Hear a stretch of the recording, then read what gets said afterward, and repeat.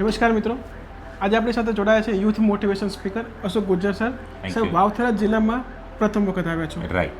કેવો લોકોનો રિસ્પોન્સ મળ્યો? ને વાવ-થરાદ ખૂબ સરસ. આજે આનંદ સ્કૂલ અને આર્ટ્સ કોલેજના કેમ્પસની અંદર સરસ મજાનો પ્રોગ્રામ હતો. સપનું કી ઉડાન નામનો પ્રોગ્રામ. આ પ્રોગ્રામની અંદર 1500 કરતાં વધારે વિદ્યાર્થી અને વાલી મિત્રોએ ભાગ લીધો અને ઉત્સાહભેર લગભગ અત્યારે સમજો 11:30 પ્રોગ્રામ પૂરો થયો. 11:30 ગ્રામ્ય વિસ્તારમાં લોકો બેઠા હતા, સવાલો પૂછી રહ્યા હતા. ખૂબ જબરજસ્ત ઉત્સાહ અને માહોલ હતો. એટલે આ એક નવો ચીલો પાડવા માટે સૌપ્રથમ તો સંસ્થાને, નરેશભાઈને ખૂબ ખૂબ અભિનંદન. અને વાવ-થરાદની અંદર જે ટેલેન્ટ છે, જે ઉત્સાહ છે, જે થનગનાટ છે, જે મહેનત કરવાનું જોશ, જનૂન, જે જذبા છે, એ તો મને ક્યાંક વિશેષ જ દેખાયો. સાહેબ, સિટીમાં અને ગ્રામ્યમાં શું ફરક લાગ્યો તમને?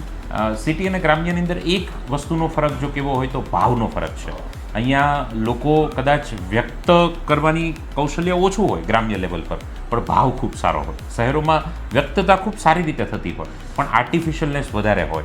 એટલે હું એવું કહું કે ગામડું જે આપણું છે ને, એ ગુલાબનું ફૂલ છે અને શહેર જે છે ને, એ પ્લાસ્ટિકનું ફૂલ છે. એટલે આમ જોવામાં ઓલું સારું લાગે, પણ સાચી સુગંધ એ તો ગામડા સાથે જોડાયેલી છે.